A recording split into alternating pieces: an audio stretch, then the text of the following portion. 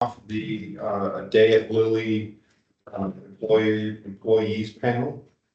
So we have a collection of employees here from Eli Lilly today. Talk to us about their day-to-day kind of experiences and what it's like to be a Lilly employee. If you could, each of you start off by briefly introducing yourself, your current role at Lilly, and what a typical day or week looks like for you in that position. My name is Alex Holm. I'm a site electrical engineer at the Lebanon plant site. Currently, it's under construction, so a lot of my job is reviewing drawings, submittals, parts that contractors want to use. We got to make sure that they meet Lilly specifications. So I'll go through there, make sure that that meets the Lilly spec, approve them or reject them. I'm also planning like substation commissioning, so I work with a lot of contractors, making sure that things are progressing as they're supposed to, that things are being installed the way that they're supposed to. Also go on factory acceptance test visits to make sure that equipment that we order is being manufactured the way that we want it. It's going to be able to perform the way it's supposed to when we get it on site. So it's a little bit of my day-to-day life right now as an electrical engineer under construction. Should change over the next couple of years as we transition to more of an operational state. I'm Jacob Willis. I'm a facilities tech at Lebanon. We're all kind of have the same thing because the site's under construction. So we're not doing a bunch of hands-on right now. It's mostly just going over operating procedures, approving operating procedures, and a lot of networking within the trailers we're in right now, just to see everybody else's perspective on everything and just get to know people. We're also doing a lot of volunteering in our meantime, just because there is a little bit of downtime. So doing some volunteering with Boys and Girls Club. Right now, me and my other coworker were just doing like another side project for putting an awning on our trailers so we can get out of the sun for a little bit. So until the site's operational, we're mostly just going over procedures and stuff. So. My name is Adam Nicholsmiller. I'm a supply chain logistics and warehousing associate at the Lebanon plant. A lot of my job is working with our supply chain team and our facilities team to deliver our warehouse and material strategy for the Lebanon plant. That's working with the production nodes to understand what their schedules are, what their material needs are, working with our vendors through our supply chain and procurement team to understand what it is we're going to get, how much we can store, how do we move material, how do we support production to get them the right material at the right time, the right place. And then how do we error-proof our processes and our systems so that we're doing things efficiently, we're not introducing a lot of opportunities for errors, deviations that can cost time and money as we ramp up and get things going to deliver more material to our and medicine to our patients. I'm Chip Cotterman. I'm the Associate Director of Facilities. My typical day is meetings. So we are responsible for all the buildings, all the grounds. We have a 600-acre campus. We're developing 250 acres of that. And so it's lots of meetings, lots of interviewing right now to fill our team, but lots of meetings on establishing the scope of work for all of our contracted services. It's a lot of RFPs right now to identify the contractors that we will be working with for those services. We also are doing a lot of travel right now, going to other Lilly sites to network and benchmark and see how Lilly does it at these other sites that are either brand new or they've been established for years. So a lot of learning right now.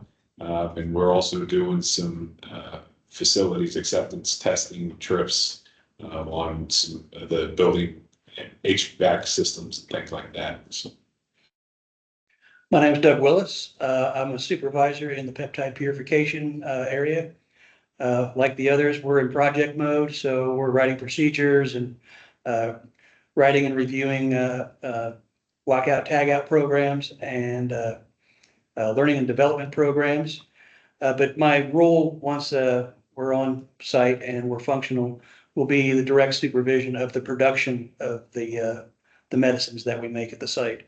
I'll have probably 8 direct reports, And my job is basically to make sure that they're following the procedure, that they're trained on what they do, and that they do it right the first time, because we talked about deviations and downtime and the amount of time and effort it takes to resolve those deviations, or we could end up losing a lot of product.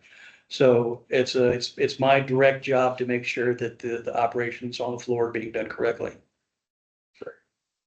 I guess the first question I have outside the introductions is what initially attracted you to a career at Lilly and specifically to this industry? And that's for anybody. You guys can answer in kind of any order. I'll go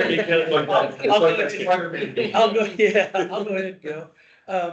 So what attracted me to Lilly originally, I started with Lilly the first go around in 2001. I worked at a local company that didn't really have a safety program.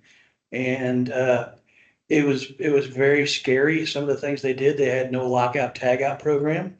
I saw a coworker that was in the machine next to me lose his finger.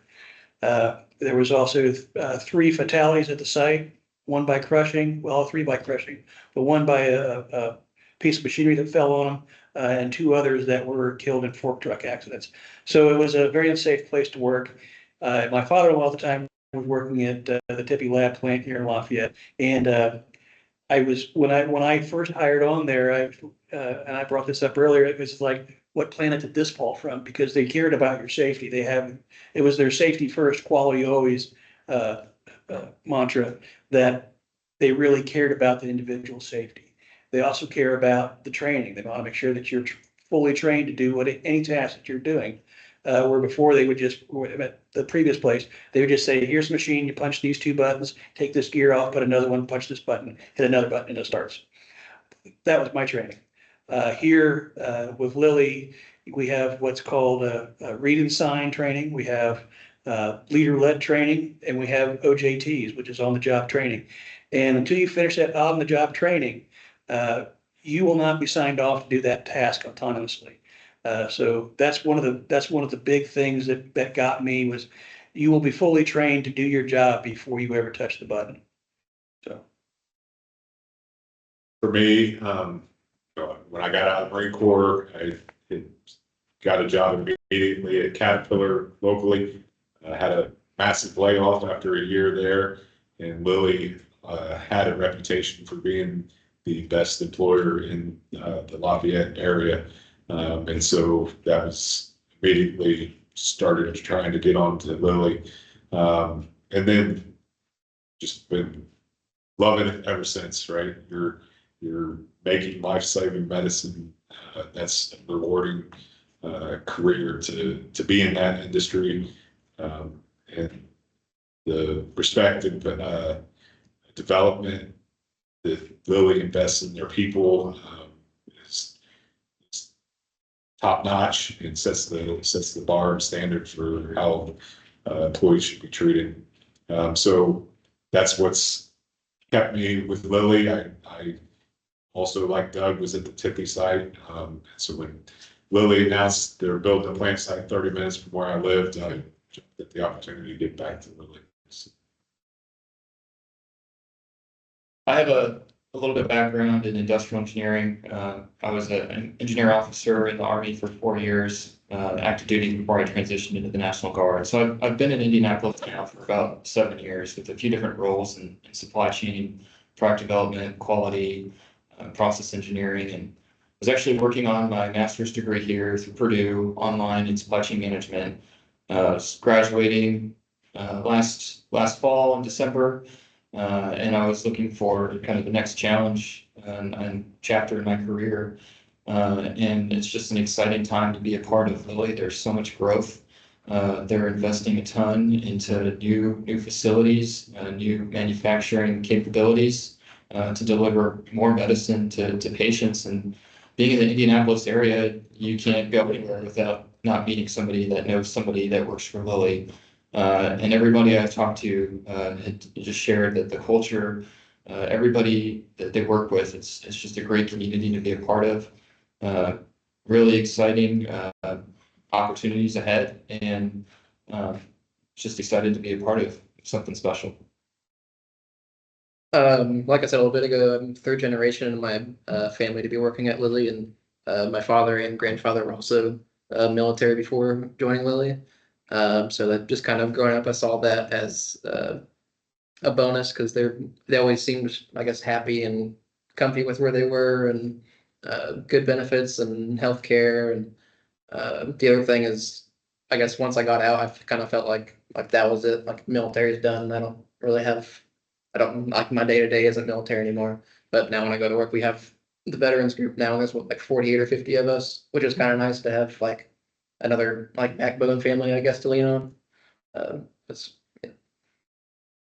Yeah, I mean, yeah, I was similar when I got out of the Air Force. I knew that I wanted to get on with Lilly because, I went to high school out here and I always heard everybody say, oh, Lilly's such a great place to work. It's got this, great reputation, and I wanted to be part of the best. So when I got out, I applied for a ton of different positions and just I took what I could to kind of get in the door. And I'm sure happy that I did because, it's led to a great career, a promising career, and definitely wouldn't have accomplished half of what I have without Lilly. So. Great. So we're going to transition into translating military experience kind of questions. And so this is the realm of the next couple of questions. Again, as a panelist, if you've got a great answer, answer. If you don't have, doesn't have to go. Each one of you has to give an answer to every question. Feel free to hold the conversation or whatever feels natural.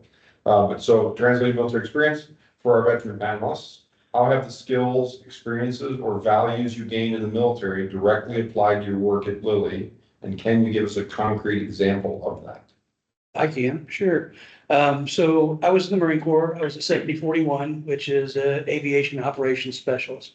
Had to laser focus myself on pilot logbooks, directing their training to make sure that they were not being asked to do something in their airplane that they weren't trained to do. And that directly translates into good manufacturing practices, because if you messed up a pilot's logbook, you were the first one to hear about it because it was an officer, and that's what gets him hired on in the private sector. Excuse me. But when I came to Lilly's, I found that all those skills that I had learned in the military directly correlated to making sure that what I did, what I was trained to do, the documentation, because we make two things at Lilly, which is medicine and documentation. And without one or the other, you can't sell a medicine. So that was the discipline that I had that came from the military that directly correlates to working for Eli Lilly. Great, thank you. I guess kind of off that is I was an aircraft mechanic, so there was a lot of data logging and discrepancy writing. There's a lot of data writing that we do in Lilly, just to like what Doug said. It's just if you don't have data, then you can't sell anything because you can't prove that it's, I guess, viable. But I guess the strict routine that I had kind of helped me. I guess wake up in the morning every day. Wake up at 6 a.m. every single morning on the dot. Still do it, and I guess that's kind of one thing that's positive. Great. We'll move on to our next question. If you or anybody online have questions in that topic area as we're going through them, please feel free to chime in and ask some questions about. So again, we're talking about translating military experience. So what was the biggest challenge, or perhaps the biggest surprise, in transitioning from military service to the corporate environment? And how did Lilly support you through that? Exercise. Going from exercise every day to no exercise every day. I mean, granted, that's a personal decision, I guess. I mean, obviously need to do it more, but having that kind of regiment every day and then going to a corporate setting, it's a little throws you off a little bit because you're not used to sitting in a chair for 8 hours. You used to walk around with a flight line. Definitely like, the schedule, being on schedule, where you need to be when you need to be there, similar to being in the military, except I would say in the military, you have like in the Army, you have battle buddies. In the Air Force, you have, your wingman. Like if you're running a little late, they're like, hey man, where you at? Like, let's go. In the civilian side, like you're on your own a little bit, so it's an adjustment, you know, there's a little bit more accountability for yourself. Also, you know, at Lilly, it's a little different. I would say camaraderie, but like, we have the Veterans Leadership Network here where we have that camaraderie. We have like-minded people who get, you know, veterans where we spend time together and meet, you know, on a weekly or monthly basis and kind of keep that camaraderie together. But that was one of the bigger things for me. It was just adapting that schedule, having a little bit more accountability for myself. One of the bigger challenges, I think, you know, between the civilian and military world. You know, one of the biggest changes for me was, you know, in the military, you don't have black, you don't have white, you don't have Asian, you have green, different shades of green. And the cultural diversity that Lily's has, which I was never really exposed to. I mean, I've been all around the world and seen individual cultures, but Lily's is a melting pot of all different cultures. And that was really, I don't want to say shocking to me, but it was just something that was like outside my wheelhouse. And that was the biggest shock, was just the diversity that they have in their workforces. Great. Final question in that category, I guess. What advice would you give to a transitioning service member or military connected student about highlighting their unique skills on a resume or during an interview for a role like yours? Well, I would say reach out to via LinkedIn to one of the panelists here, or look online in LinkedIn and see if somebody from Lily's is in your preferred field, and reach out to them. Just say, hey, I'm interested. I'd like to speak with you, or I'd like to chat with you online. And I think you'll have good results that way. Also, make sure your resume is clean. Do a good job of writing it, because that's the first thing they see. Make sure that the position that you're applying for is something that you've done or you have background in. Because if the first person that sees your resume says, well, this person has zero experience for this role, that's probably where it's going to stop. I think it's important to talk through that, but at the same time, you know, Lilly is growing like crazy right now. I think it's $50 billion, got 4 new sites coming. There's going to be lots of opportunities. And I can just share from my own experience. I remember applying for one job, interviewing for a different job, which led to a completely different job. And if you have a broad skill set and there's different experiences that you've had, you may be a good asset on multiple teams. And so, you know, it's still important to make a good first impression. But, you know, when you look at opportunities within Lilly or different things that you want to do within your career, keep an open mind, and you may find yourself with many opportunities instead of just one. I think don't undervalue all the leadership training that you've had. You know, the military that's kind of their purpose, develop leaders, you know, next generational leaders. Well, you know, leadership is at Lilly and in the military it's outside of just like management positions. You know, we need leaders at all levels, you know, and that leadership training that you have shows that, you know, you have an understanding, you know, to speak up when something's wrong, you know, and demonstrating that experience, you know, will set you apart from others.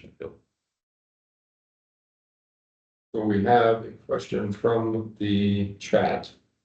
And that question is, what is a good timeline for graduating seniors to apply? And what is something they can add to the resume in their senior year to be successful in the interview process? Maybe you talk about the. Yeah, I shared my timing. I know with full-time jobs, usually that they're looking to fill quickly.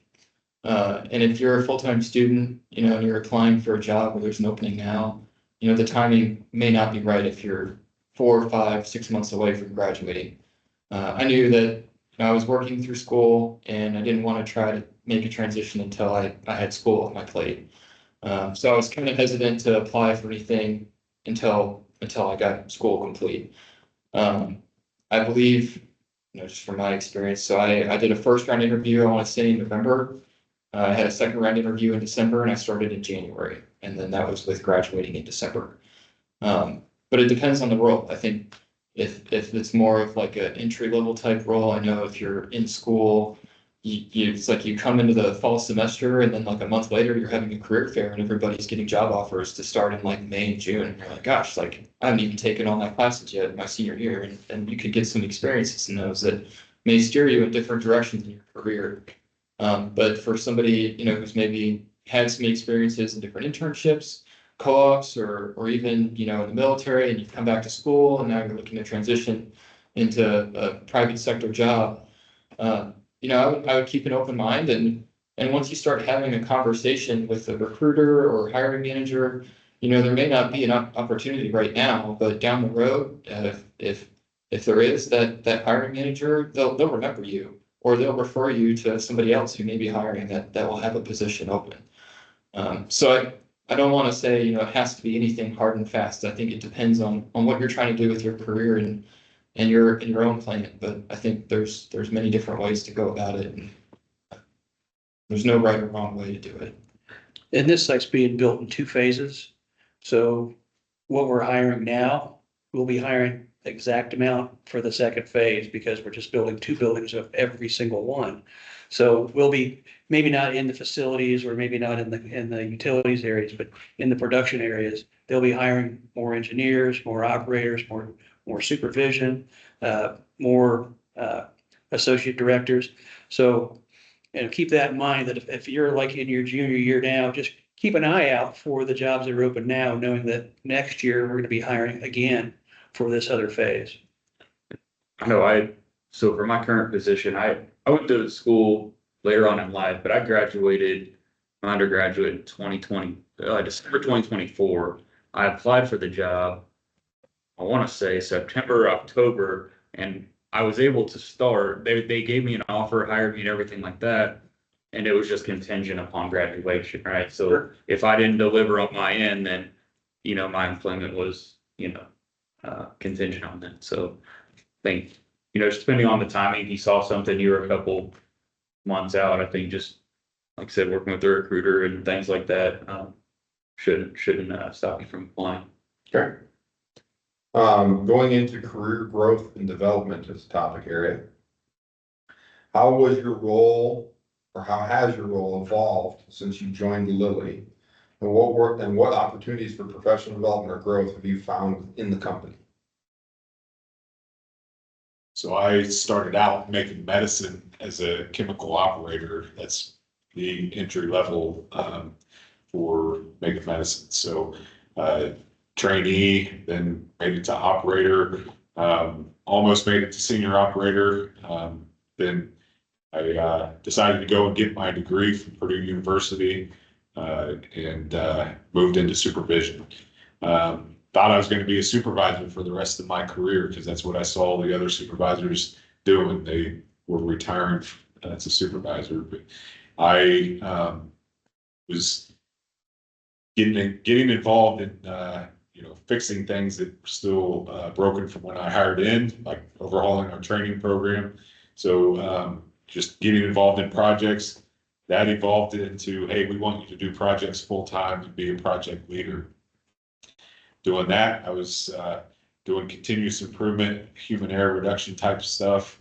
I started a new operator training school, which was the 9-week training school. Then developed a flexible operations team that moved people between production buildings to balance workloads and reduce overtime. Then that turned into, hey, we think you should diversify your experience and look at maintenance. So I became the department manager for maintenance. Absolutely love that position. Making a lot of continuous improvement stuff there. And then they said, hey, we want you to be the environmental safety, health and security director. And so did that. And then now I'm within facilities. So instead of staying in production, the doors have continued to open and I've moved to different positions.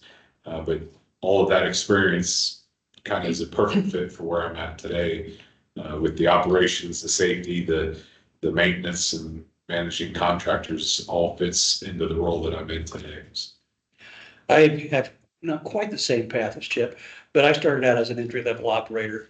And worked my way up through the ranks, became a lead operator for a while, then became a supervisor for 5 or 6 years. Then I got tapped on the shoulder, hey, we really think you do well in QA. So I said, okay, I'll interview for it, and I got the position. And I spent my last 5 years before leaving and coming back to Lilly as a quality analyst. So I went from as a supervisor issuing and investigating events to the person that reviewed and approved those events from a quality standpoint. So the opportunity, I'm late in my career, but the opportunity to come back to Lilly and come back as a supervisor where I'm developing people, which was really my forte at my previous position. I wanted to get back into that, and it's going to be rewarding for me knowing in 5 or 6 years when I leave, that site's gonna be fully up and functional, and I can drive down 65 and say, I'm part of that. Very cool. Next question is, what's one project or achievement you're particularly proud of at Lilly and why? Driving down 65 and saying. Well, let's answer. Anybody else though? Something that you've accomplished at Lilly you're proud of?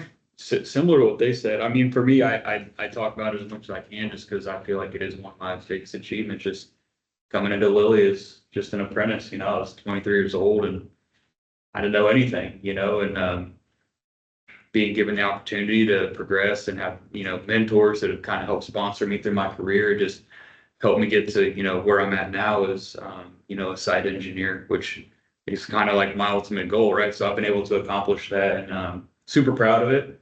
And there's no doubt I couldn't have done it without being here at this company. So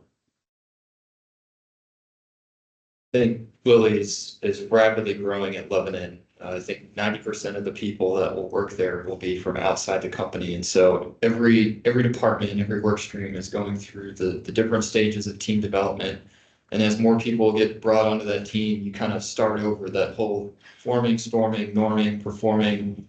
And it's just been exciting to see the team grow and learn to work together and learn from each other's experiences. And so I can just share with the supply chain team, you know, we're going through and mapping end to end, how do we get material from our vendors all the way to production and then back through the warehouse out to its next destination and all the different work streams that touch that. Everybody's come together super well. And there's always going to be friction points of, you know, if I have this requirement and this is what I prefer, you know, how does that match up with what you're able to provide and what systems we have and how much work is it going to take to come up with those things on top of everything else we're all trying to do and just working together as a team. It's been a great part or a great opportunity to see how everybody's come together to really work through those challenges. I think the one cool thing is most of the people on my team, on the facilities team, I'd probably say 80% of us are new to this job. Like this is just new to us. So we're all kind of in it together, learning together. And we have Chip and Lee and Bill and everybody else that's been either at Evonik or previous Lilly plant. And we are able to kind of lean on them and get some guidance. And that's kind of nice to be able to have a backbone to lean on, which is some experience and teach everybody else that's new that just got out of college or whatever, which is nice. Sure. Next and final question, the career growth and development category for $200. Given the diverse roles at Lilly, what's a common misconception people might have about your job or what it's like to work in your department? That we will make medicine. Yeah. Yeah, I mean. Yeah, I mean, there's no one person that does everything, right? You know, I'm in the production role. Do I know anything about engineering? No, I know nothing about engineering. Does engineering know anything about production? No, they don't know anything about production. So I lean on him for that discipline. He leans on me for my discipline. And, you know, we don't know what we don't know. So we have to reach out to the people that do and create cohesive teams that to solve a problem, to come to a solution of a problem. Does that answer that question, or did that kind of get off? Yeah. I'm just talking about the common misconceptions people Yeah, have, I mean, what it is that you do when you work in your department. Yeah, I feel like a lot of it is people see you work at Lilly and like, oh, you, I mean, yes, we make medicine, but like my job has no direct thing saying like, hey, you're mixing this or whatever. Right. But growing up, I would be like, what your dad do for work? I was like, oh, he makes drugs, which sounds wrong, but but that's like how I saw it because I know he made medicine. So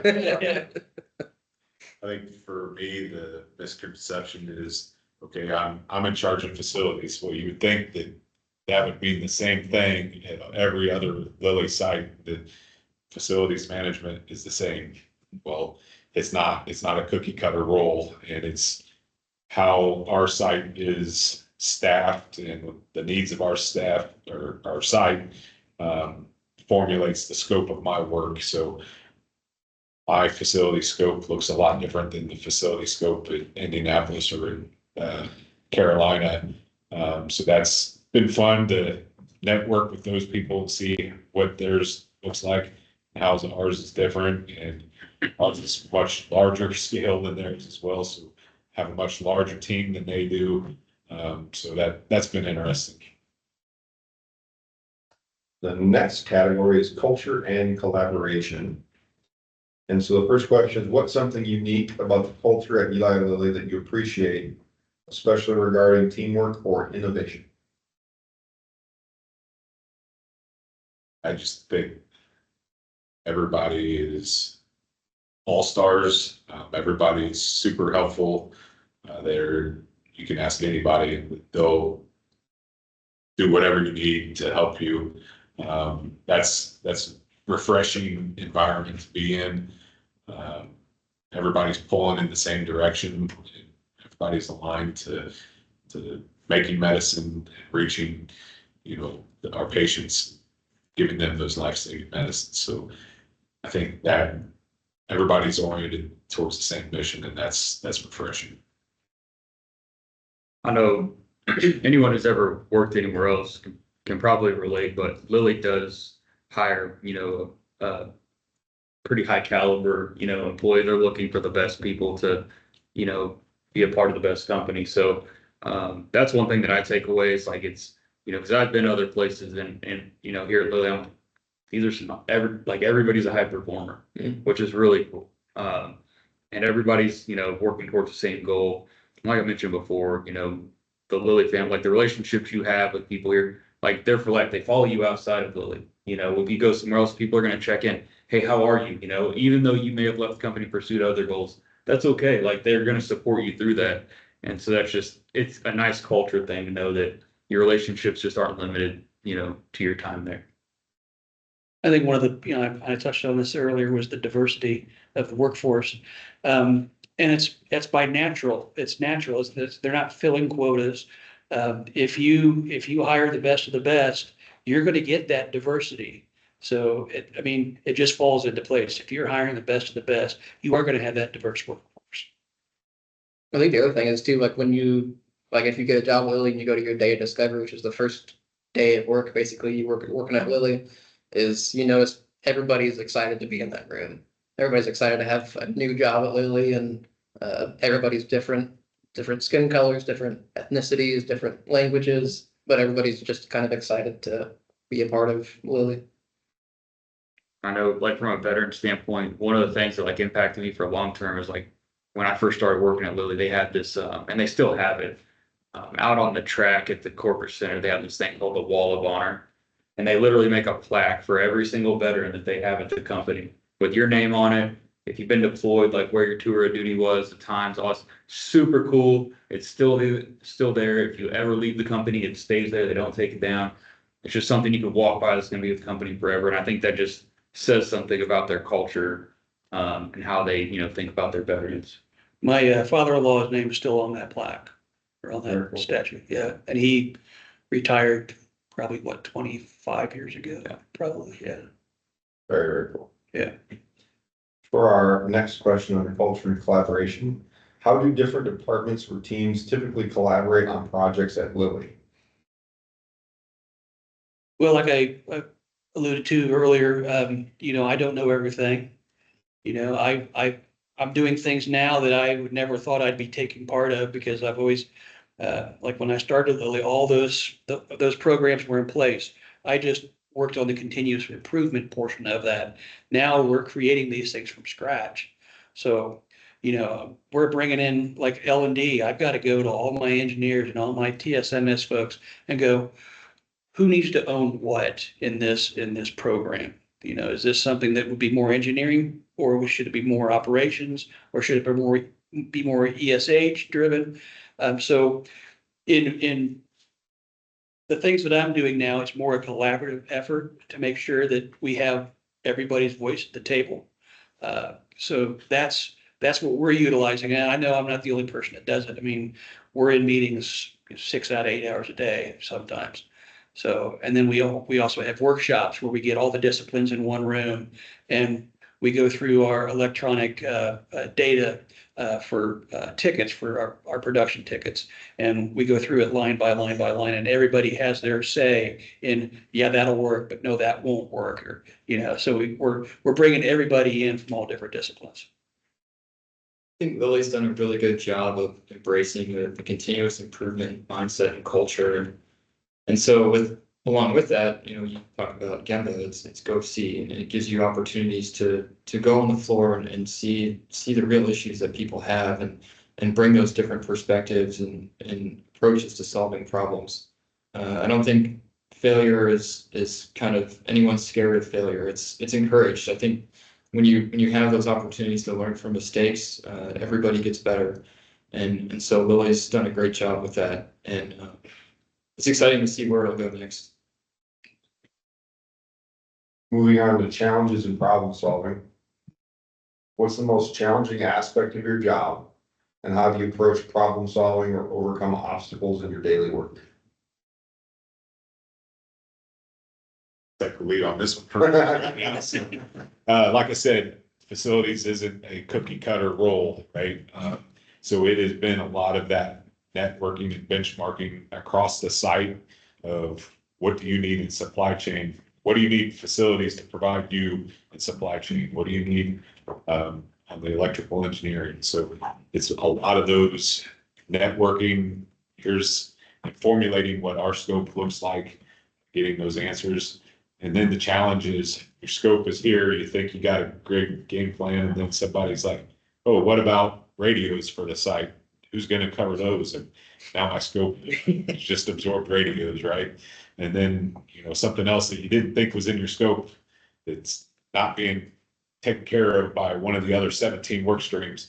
It's now in my scope. So my scope just continues to grow and grow and grow. So that's been the challenge, is getting containment of that scope. Every branch, that's a branch. You want to find these out now before we go live and have somebody taking care of them. So facilities is kind of the catch-all.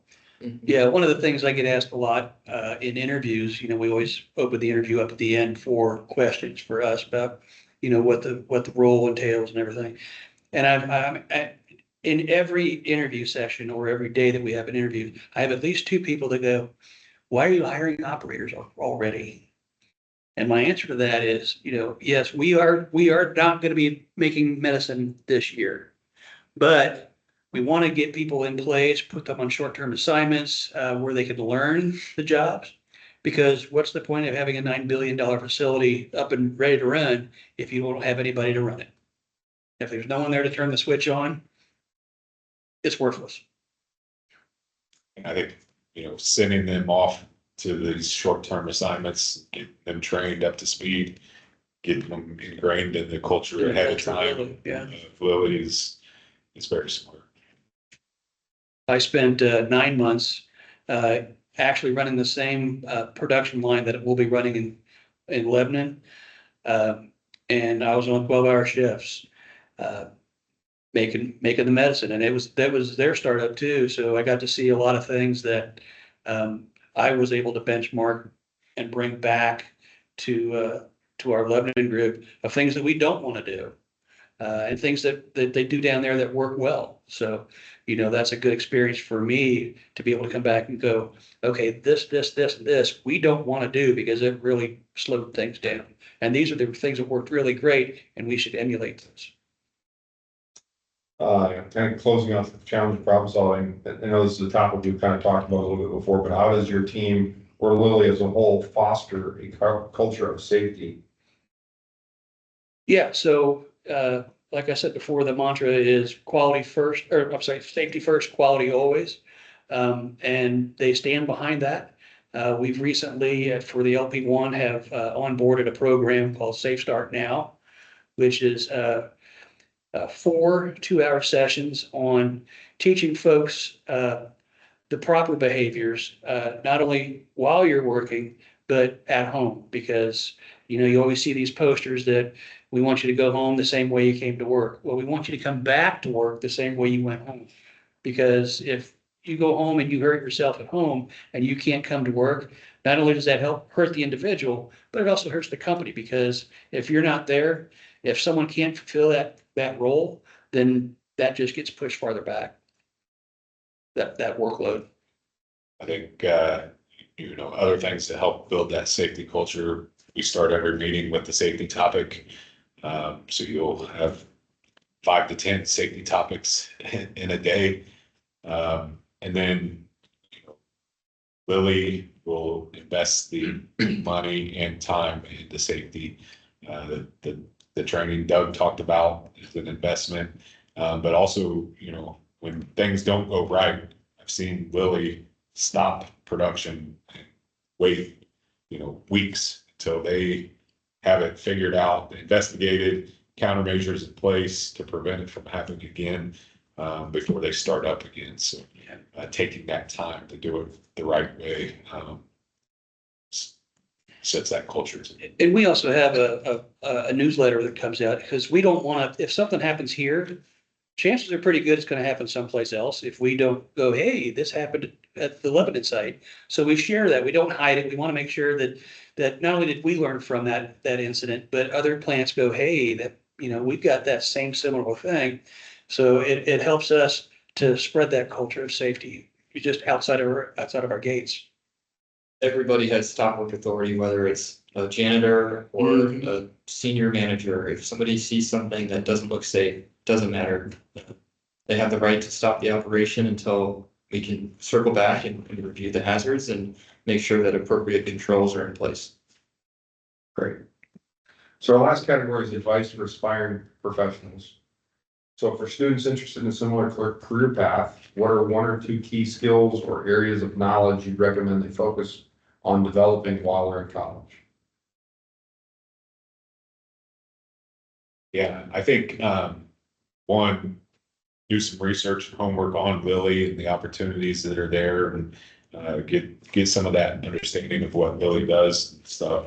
But then I think I'm always a proponent for, while you're building your education on your resume, build the work experience on your resume at the same time. So if there's anything you can do to build that work experience related to your ultimate career path, and maybe it's not directly with Lilly, maybe it's one of Lilly's contractors that you can get employment opportunities with. I think those are great resume builders, experience builders that will set you apart. Yeah. And while you're still in the military, look for professional type courses that you could take. One that pops to my mind is crucial conversations. How do you have a crucial conversation with somebody? And that's a course that you can take outside of the industry. So, and that would look good on your resume, I believe. We'll wrap it up with one final question here. If you could give yourself, or if you give one piece of advice to your younger self, back when you were a student or in the military, knowing what you know now about your career at Lilly, what would that one piece of advice be? Go to school. I think I'm the only one here that, I went to school later in life because I pushed it off and kicked the can down the road, and 100%, just finish it. Not get any younger, get it done, and then the sky's the limit. Yeah, I waited to use my GI Bill until it almost expired. I should have done it while I was in the Marine Corps. But that's ship had sailed. Yeah, but now that I'm here and while the site's being built, I do want to pursue some sort of education because I never went to college. I guess having a military background was kind of a bonus for me to have some sort of mechanical background, and that's basically I interviewed with Chip, and I also interviewed with another position before that for an operator position, and Chip was like, "Hey, I think you'd be better fitted for this because it's more hands-on and you're not sitting behind a screen all day and just sitting." So I would just say prioritize balance and really try to be intentional early in your career. Focusing on skills and knowledge and meaningful work over prestige or salary. I think that's probably the most important thing. And when you're happy with the work you're doing and the team you're on, everybody wins. And so that's what is part, I think, what makes Lilly's culture really great. And really, I think if you understand or kind of have those early experiences to kind of test the waters of different things, different projects, different types of teams, different groups, then you can really kind of figure out what excites you the most, and then you can focus on that and have a meaningful career. I would say also do some research on different companies. I mean, if pharma's the way you want to go, take a look at all the different pharma companies and see, just take a look at their stock. How's their stock been performing? How, judge the company that you want to work for based off a lot of different factors. I mean, what's their safety rate? What's their production rate? Have they ever had recalls? Have they ever had problems with the FDA? That type of thing. I wish there would have had been computers when I first got out of the military, because if I had been able to search the safety history of my first company that I worked for 13 years, I would have never gone there. I'd have been unemployed. I'd have stayed unemployed. So, do some research on the company, not just through LinkedIn or whatever, but go out on the World Wide Web and do some research. you had a computer, but it was the size of this room and Well, that's true. Yeah. $1,000. The floppy disks were like this big and you had to. Well, great. Thank you so much. So again, this was the day, our Lilly Day in the Life virtual panel. Really appreciate you all joining us today to answer some questions and give some insights into what it's like to be a Lilly employee. Thank you.